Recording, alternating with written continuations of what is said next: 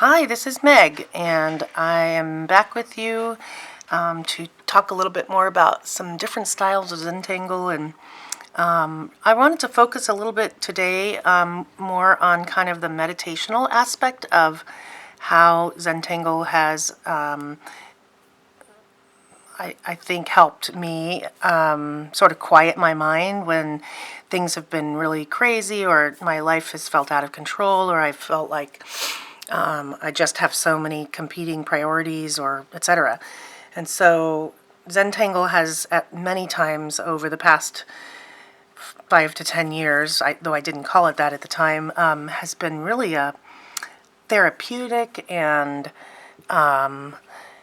almost like medicine, a really therapeutic and helpful tool to have in my toolkit around composure and self-discipline and focus. And in even my professional settings, I have found myself the more that I've allowed myself to know that this is a tool for me and to feel okay with that, I've been very unapologetic in doing it at work, in front of other people, as I've said in other videos, in meetings, etc. And I'm sure that at times that has not been always entirely understood or appreciated, but pretty quickly people, as they knew what I was doing and what I was about, just were more intrigued by it and curious about it, but not distracted by it. So at any rate, I just want to focus on some ways to really make Zentangle accessible to you and to think of it not just as art or something that you have to have as a finished product, but to think of it more as a process or a tool. So this Zendala that I'm holding here from Zentangle is just a round black tile on their beautiful paper. And what I've done is I've already really done most of the work for this one, but I'm going to continue a little bit to show you how I do it. But the point is with this is that I started just in the middle with this flower, which is a pretty common flower shape. At least for me, it's one of those flower types that I learned how to do at a really young age. You know, there's the daisy, which is a circle in the middle and then petals around it, and then there's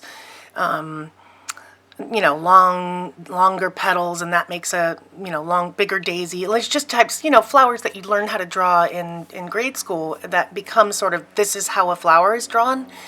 If you could see me, you'd see I'm doing air quotes.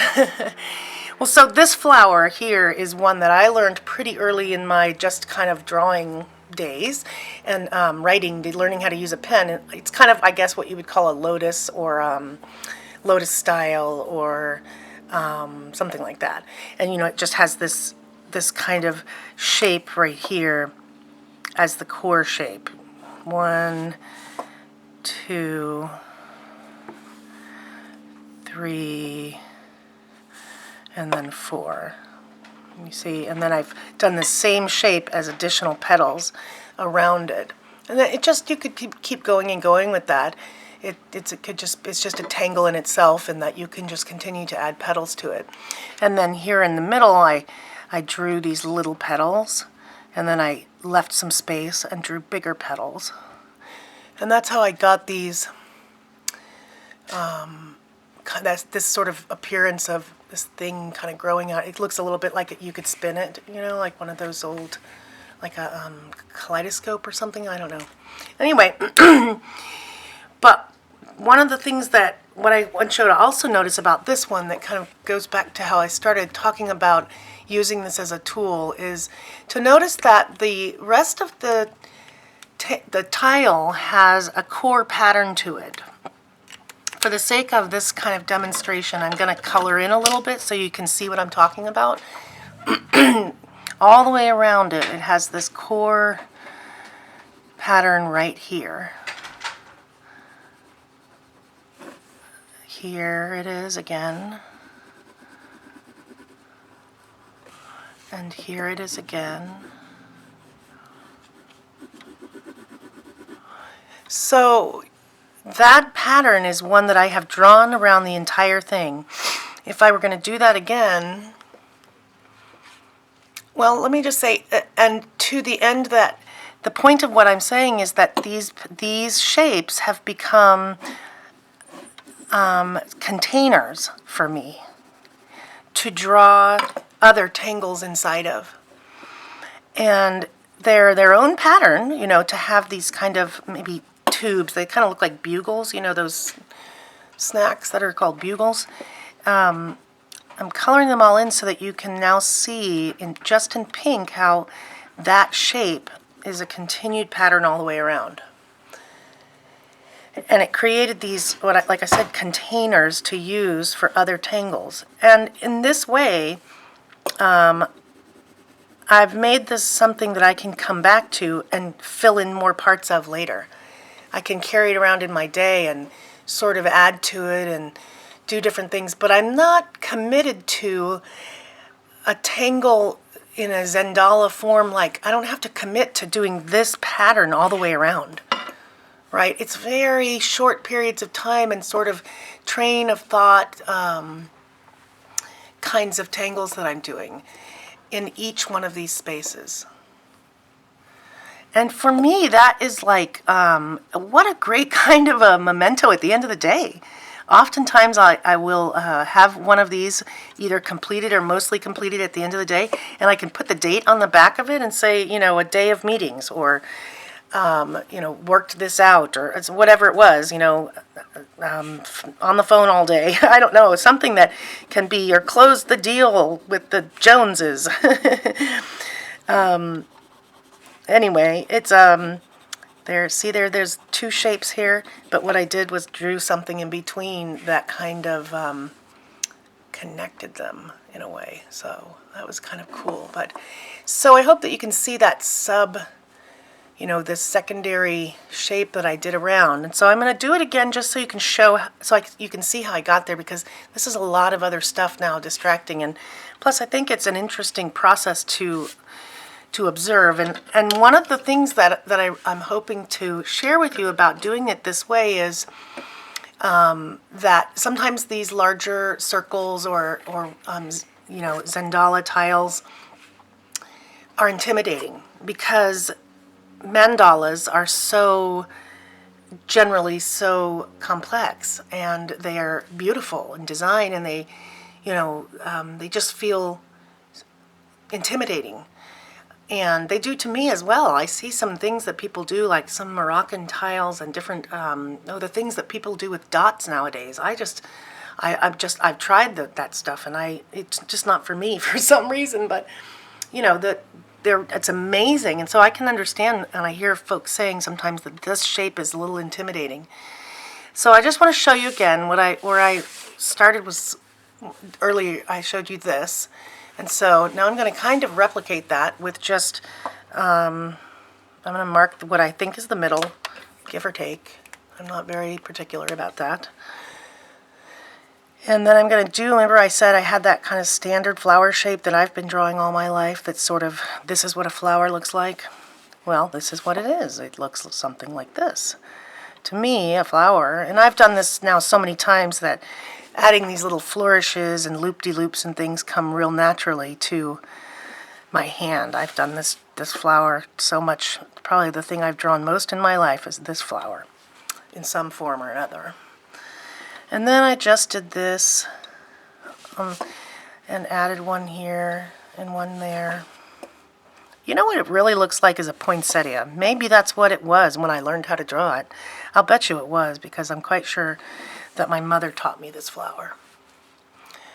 Okay, so then I'm going to do some more of those, maybe reach them out in different directions, give it some, whoopsie, that one's an interesting shape. I'm really better going one direction more than the other. All right, so I'm giving you just a sense of, I'm not trying to go real fast. I'm sorry if I'm going too fast, but do your flower. Just put something in the center there that feels like a nice pattern in the middle that you can work around. And then what I want to do is segment the rest of this. Create those compartments that I had that are like individual frames that I can now work with. And so how I'm going to do it is just draw a line from here to here, from the top to the flower, and maybe another one from there to there, as if they're just trying to kind of be along the same plane. And I don't know why, but for some reason I feel like making this an even number. So I'm turning it a quarter turn around, and there we go. And then I'm going to just draw a line down the middle. Again, top to bottom, bottom to top. And again. Okay, so now I have segments. And I love that. That is a great way to create a start to something that you can then sort of work different kinds of tangles into, like I've done here. Now these tangles don't match each other. There's nothing about them that says this one goes with this one. They don't touch each other. They don't really interact in any way, but they could. And in fact, they do in a couple of places where you have like this heart and this heart. They float kind of on top. And before I colored it in pink, you could see more of these little lines and drawings. And so there's this layering that is going on also. So in some ways, you know, they do interact with each other. Here's one where I went across one of these bugles, a second bugle. Then these white lines went again around this third bugle and began to interact with the fourth bugle. So they, you know, like flags or scarves, they kind of look like soccer scarves. Those started to interact with each other, but that was all decided in each moment, at each time. So in this case, I'm just creating these spaces now, and just for fun, what I'm going to do is, you know, frame them in a little bit, because I think it would look kind of cool to make it look like each of these sections has a frame around it, like this. And I'm going to go ahead and close that part. So you see, what I've done is just drawn a line out from the corner in a little bit, and another line out from the corner there and in a little bit, and then connected these lines across and down, and that creates this effect of a frame around that space. And I'm going to keep doing that. I'm just going to draw a line in, another line in, and when I connect them, I stay along the arc of the outer side of the tile, that outer arc here. And I'm going to follow that same arc with my pen to there. And then I've got to go down to finish up my frames to there. See? So it creates a little frame around that section.